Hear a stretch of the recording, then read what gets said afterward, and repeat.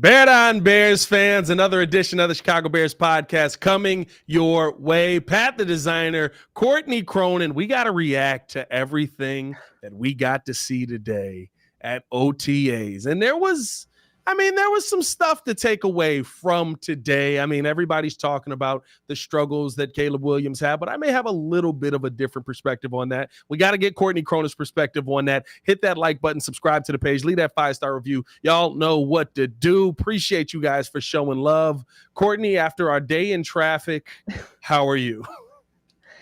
I listened to Euphoria on my way down, back downtown, and I changed all of the words to reflect all of the things I hate about the Kennedy.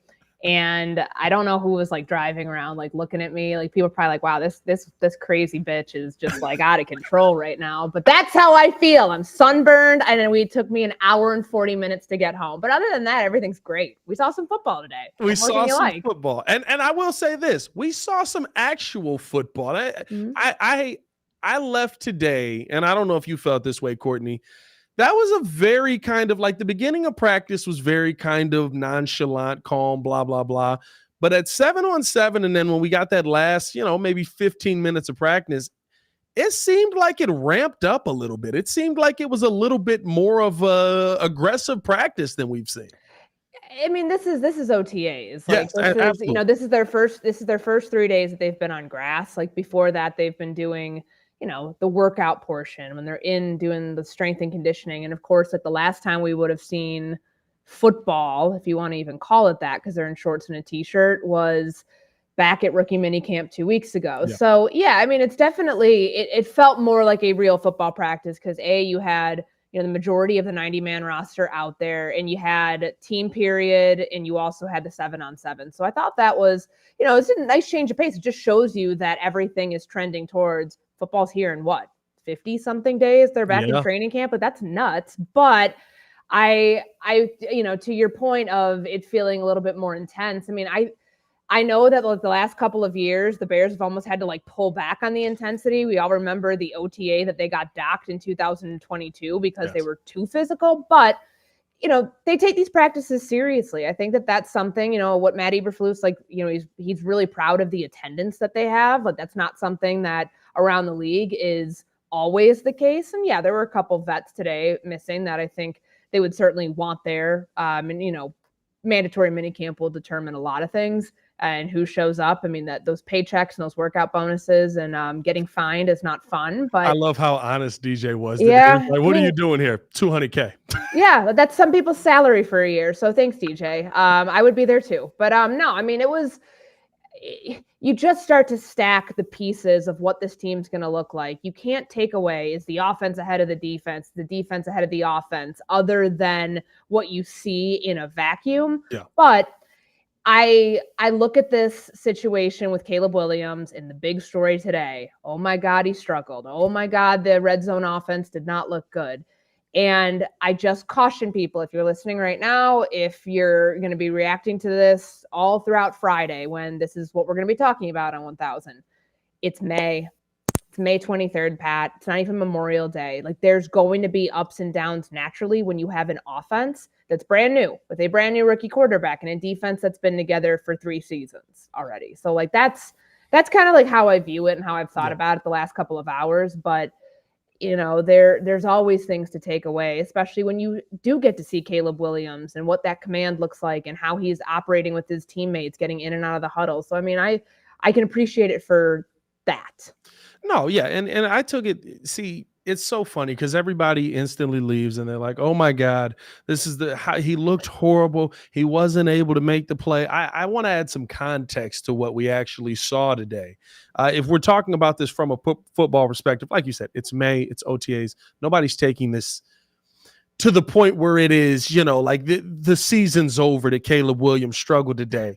But there weren't a ton of lanes open because of how good the defense was. There weren't a ton of open looks because of how good the defense was. We don't know how many times Caleb Williams would have taken off and used his legs in a real game situation because they're not going to let him use his legs today. So yes, Caleb Williams did struggle. There were some throws there. I think I counted 2 that to me should have been picked off, one for sure by Jalen Johnson on one end, and I think it might have been Tyreek on the other side. But the big thing for me with all of this was we then hear in the press conference, well, they won on Monday.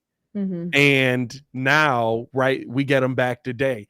It's a back and forth. The rookie probably came in with a little bit of confidence, a little bit of swagger. The defense turned up the intensity. To me, it felt like there was an intensity turn up today.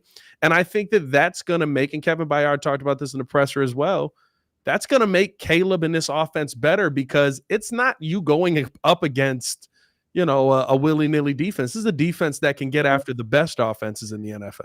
And that's ultimately, like, when you talk about like the whole iron sharpening iron, I think that's exactly what the Bears just tweeted. And I know it's kind of it's a cliche term that you hear, but I think Kevin Byard put it best when he said that, we're going to get you better. Like, you would expect that. Like, this defense, and yeah, I see one of the comments there, 3 seasons, it's been one. It's the same system for 3 seasons. Yeah. Same system since 2022 all the way until today. So, yeah, like, the defense has been together for a while. I honestly think you'd be pretty concerned if the offense was tearing apart the defense right now, right? Like, wouldn't that seem like a major anomaly of, wow, Matt Eberflus, defensive head coach, defense has been the backbone of this team for the last couple of years. His defense is getting torched. Like, you'd be really concerned about that today if the shoe was on the other foot. But I do think for Caleb Williams, the learning experience that he's had throughout this week, again, he's had 3 of these, 3 practices.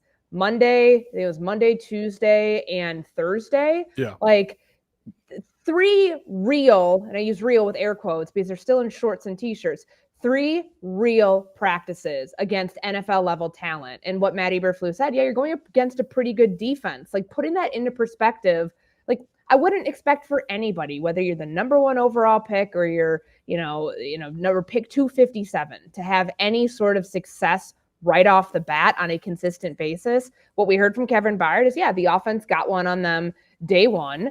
And today they kind of return the favor.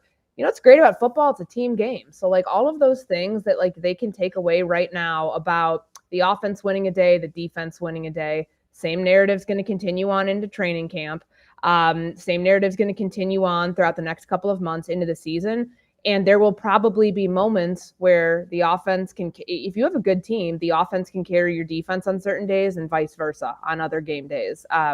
That's ultimately, I think, their goal to get there. So we'll see if they do. But again, with Caleb Williams, like, going against this defense is probably going to be the best teaching tool that he has the next couple of weeks before he ends up, going away for summertime and then coming back for training camp. Let me ask you this. Is this a feather kind of in the favor of the Bears, even going through this season, right? Because you talk about going through training camp, going through the preseason. If you get to week 1 and the offense is 75, 80% clicking at that point, right? To me, at least what we saw today, it feels like the defense knows this defense like the back of its hand. I thought, when you looked at Javon Dexter, he was more active today. Now, you can't take a lot from guys on the line from today because there's no pads, so there's not a lot to take from. But it looked like everybody knew where they were supposed to be, and I think that that's the best thing for this Bears team to start the season. That's the cohesion that you have for this defense, like, specifically the defense, who's been together now, majority of that unit. And yeah, they were missing Montez Sweat today. They're missing, I think, Jalen Jones, like a couple bigger names on offense versus defense. But Darnell Wright missing, Nate Davis, Velus Jones, Keenan Allen, all missing. But like, on the defensive side of the ball, like, look at that secondary. And that was a big talking point after practice today, just about the cohesion in that back 7, where you've shored up, you shored up the safety position with somebody who wants to play up in the box, somebody who wants to play deep in the deep third of the field. Like, I think that they're in a really good spot where they've gotten the kinks out of the way the last 2 years to figure out, what does this unit personnel wise need to look like? Okay, they went out and they got the right players, and now they're not starting from scratch. They're not having to teach, like, Tyreek Stevenson, for example, last year, and even to a degree, Terrell Smith. Those vets had to bring him along and, help him conquer that learning curve. Now you have a unit that has at least everybody together 1 year of experience. Yeah. And you can start at a different level when you get the group together in the off season. And that's a benefit to this team that they've been building towards, to where you don't have this constant turnover at positions. And I would imagine that Matt Eberflus is feeling pretty good, like going into the weekend and then going back into OTAs next week, of where things stand with his defense. It's just, again, hard to gauge all of it. And I'm really curious to see how they're going to be able to gauge, hey, what does this pass rush need? Because for the next couple of weeks, really until they start putting pads on at camp, and even then it's still difficult because you can't hit the quarterback. Yeah. But how they're going to be able to gauge what they need from that unit still, and what they're going to do to go after shoring up some of their biggest weaknesses that still remain on that defensive side of the ball. To ease Bears fans' minds, right? Because there's a lot of Bears fans who are going to go into Memorial Day weekend in a full tizzy.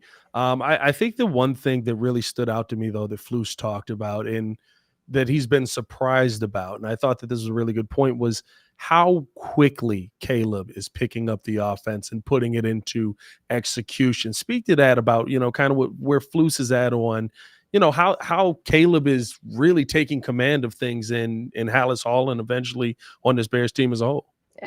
Doing it in like a segmented way where he's able to see, okay, what did we teach him one day? Is he remembering like the recall, all of those things that he said that like he was really impressed with? How is he taking that from the classroom to the field? And then when there are mistakes, can he correct some of those? And one thing I noticed today that like I was like keeping an eye on him specifically, especially when like the 2s and the 3s. I mean, there's 90 people out there. So like, all of the units, not named the first team offense. Well, you get 3 26s. Yeah. You're like, who the heck's 26 and 26? But I was watching Caleb go up to Shane Waldron, kind of like peeking over on, he had like the little walkie-talkie, and Caleb, and he's talking into it, and Caleb's looking over onto the play sheet and very clearly like scanning something. He'd wait till like, if his coach isn't in the middle of like asking something, he'd ask him like, right. And I would imagine a lot of that in the red zone is about the execution of what did I not see there? Where should I have gone? What was the breakdown in the play and communication, anything like that? Because there were several times where it's incompletions, he's overthrowing guys in the back of the end zone.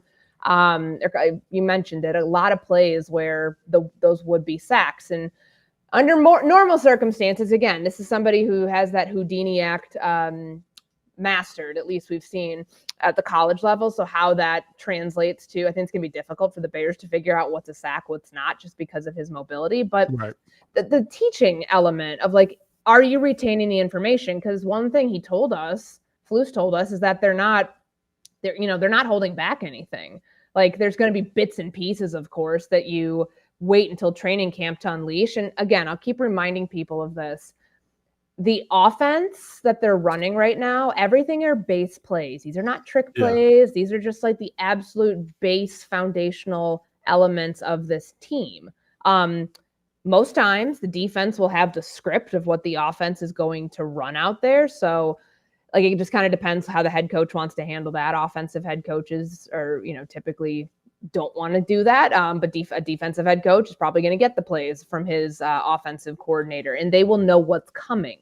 It's a little different when you're in a game, and certainly like later on in the offseason when you're trying to game plan for an opponent. They're nowhere near that phase right now. Right now, it's just like learning the basics of what this scheme is going to look like. And for Caleb Williams to be right where they expected him to be with how much they're throwing at him, that's a good sign that you have a smart player back there, which again, like it's not like this monumental takeaway. Of course, he like the reason that like they felt so good about him is because of his ability to retain information going into rookie minicamp, when he was doing so much of the fundamental work on footwork and on, what the route tree looks like and, verbiage, all of the things he has to remember. Like they're throwing a lot at him. And it seems like, at least from what we've heard, that, players know and are cognizant of the growing pains.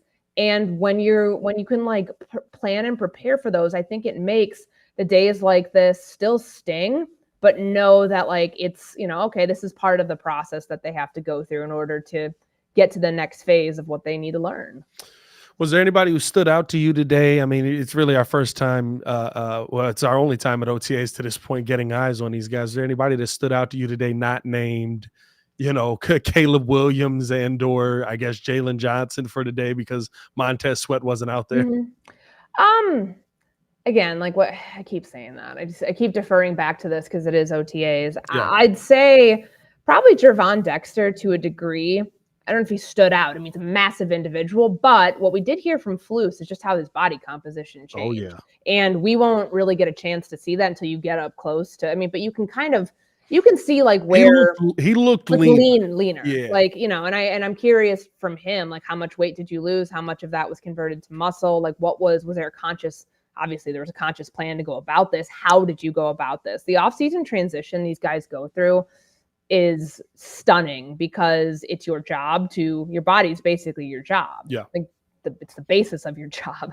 So to go all in a matter of a couple months and change the composition of what your body is made up of and what it looks like, that's really cool. So hearing from Eric Washington about how he expects Dexter to have a pretty significant role in the interior of that defense, that's going to make me want to continue to watch him at practice and see where are they playing him? Because I know for the 3 technique right now, like, you know, he's going to have a massive shoes to fill. I know it doesn't probably seem massive because Justin Jones and his impact on this team, like it wasn't enough for them to want to bring him back as a free agent. And he's an above average defensive tackle, but with Jervon Dexter now primed for a really nice opportunity to take over, how does he respond to that? We'll see in the coming weeks, I guess, like, you know, when they put pads on. So it's 2 months from now, more or less, a little over that, how he looks. Like, what does that get off look like? How aggressive is he at pushing and denting the pocket?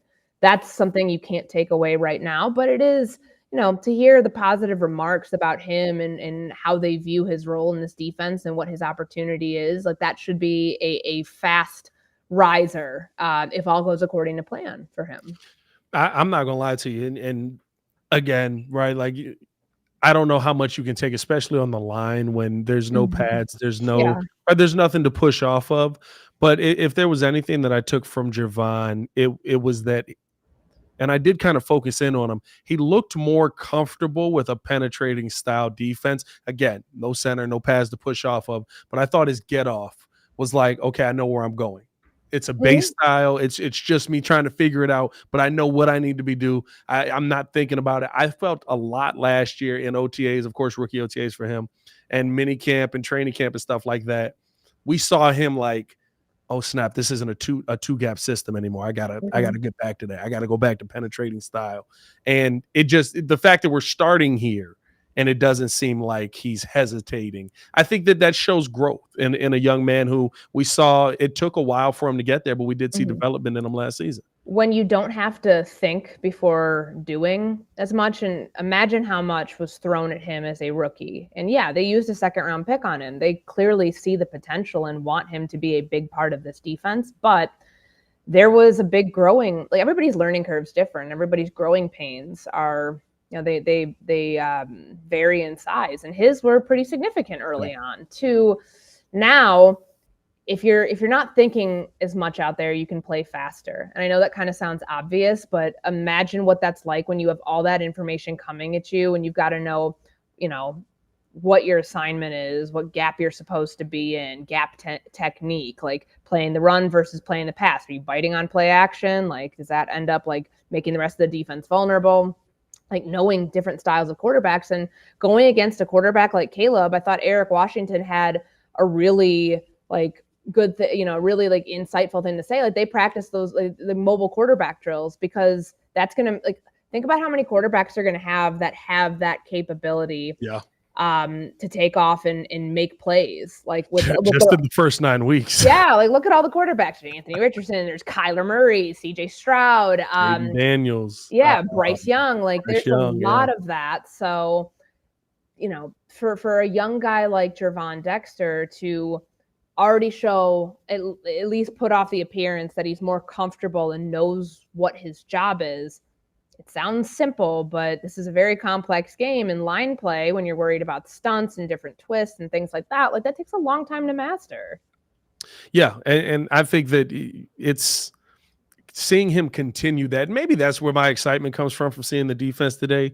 Is there's that fear kind of what we saw last season. And I don't think that we're seeing that, at least to this point. Last season, starting off, right, even in OTAs, even in training camp, it kind of felt like, all right, maybe they took a little step back here. Like, hold on now, we're supposed to be starting off on the right foot here. And I know it's early, I know, but like seeing the defense get after it the way that they did today, it didn't feel like you were going to be dealing with a defense that was going to be taking a step back. It felt like you were going to be dealing with a defense that, again, knows its identity, knows what it wants to do, knows the standard that it needs to play at, and will have the ability to do that. So very excited to see that. I love how Eric Washington described him. He said there was a saltiness to him a little bit. It was maybe a little bit of salt in the wound after apparently the rookie got to him on the first day. And imagine if you're Caleb Williams, and look, like the guy's dealt with competition. He's a competitor. He's #1 overall pick. But I thought what DJ Moore said about having to,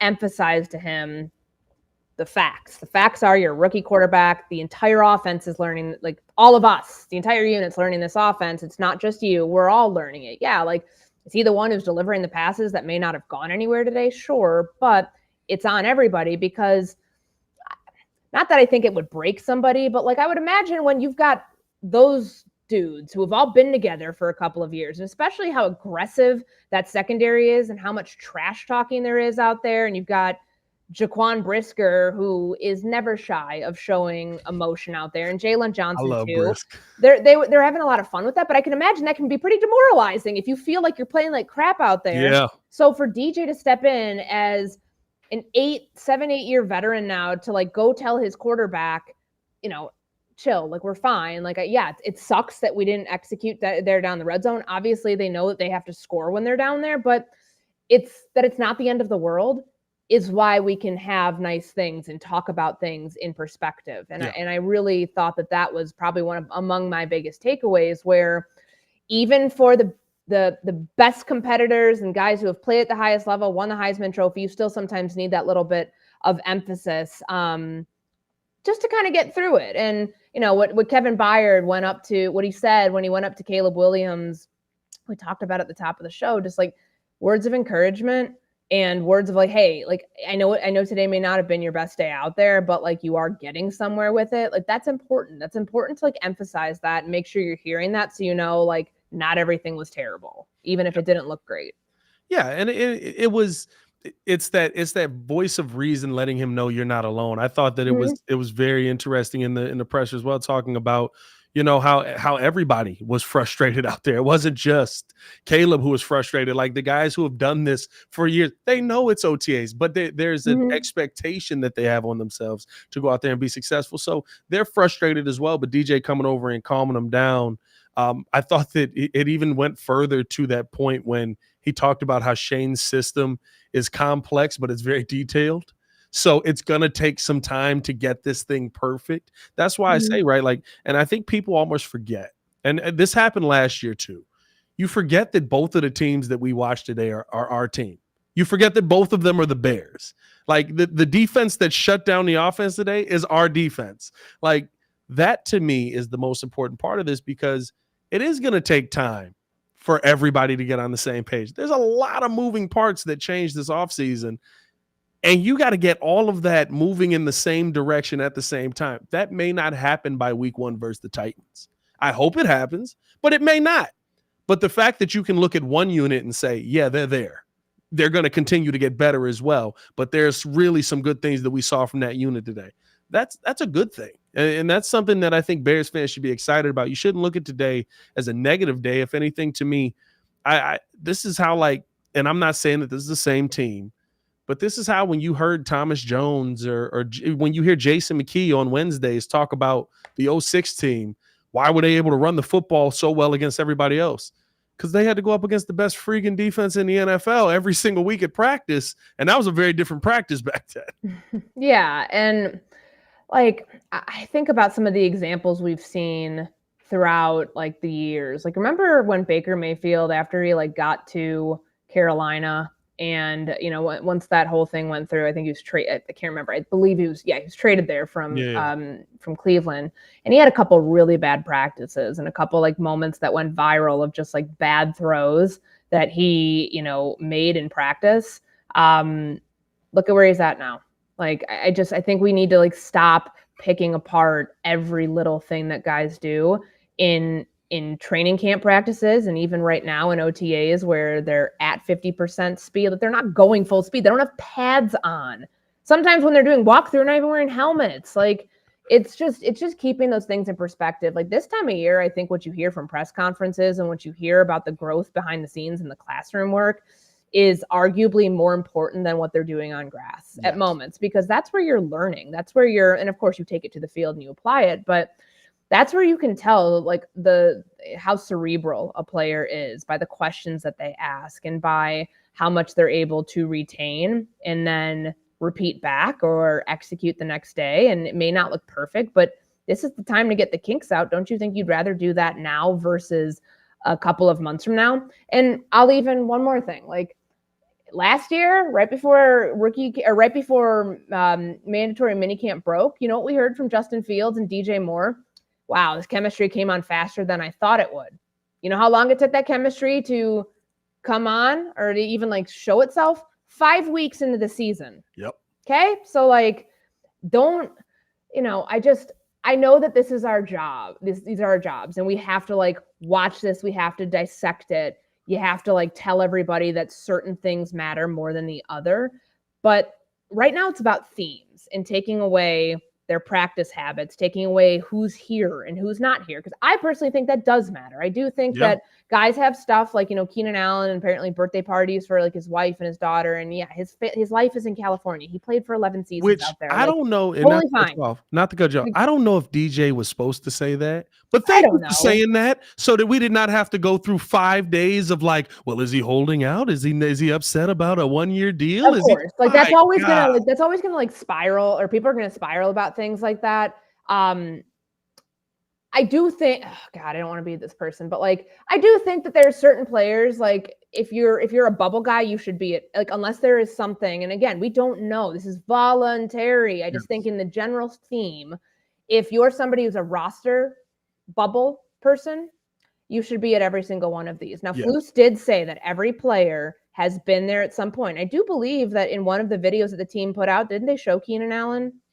The video where Caleb is throwing all the receivers. Keenan Allen was in there. Bayless Jones was in there. DJ Moore was in there. So everybody's been here. It's just, if there's any sort of like question mark or eyebrow raiser, it would be if anybody doesn't show up for mandatory camp. But like, this is a time of year where most guys come in and then they leave after OTAs are over and then they come back. This is just your time to get familiar with your teammates, to build that sort of nonverbal communication that can really help you out later on. For a quarterback, though, I do think it's important that he's got Keenan Allen here, and I would imagine that he'll be back. Like it just sounds like, it doesn't sound like this is like a thing at all. It's just, all eyes are going to be on, who are your security blankets becoming in this offense. Very clearly, I mean, DJ was very involved today, very vocal today, and that's important, I believe, for a young quarterback. As much as Rome Odunze and him are probably going to be like simpatico like the entire way and just like on the same trajectory, to have that older guy who's done this with like 9 quarterbacks now, probably really good to have him as kind of the voice of reason and, maybe even like a North Star to a degree for Caleb Williams. No, for sure. I'm very excited about it. Like I've said, I'm excited about what this team is building up. There's a lot of good on this team. And today was another day of growth for them. And let's keep that growth going.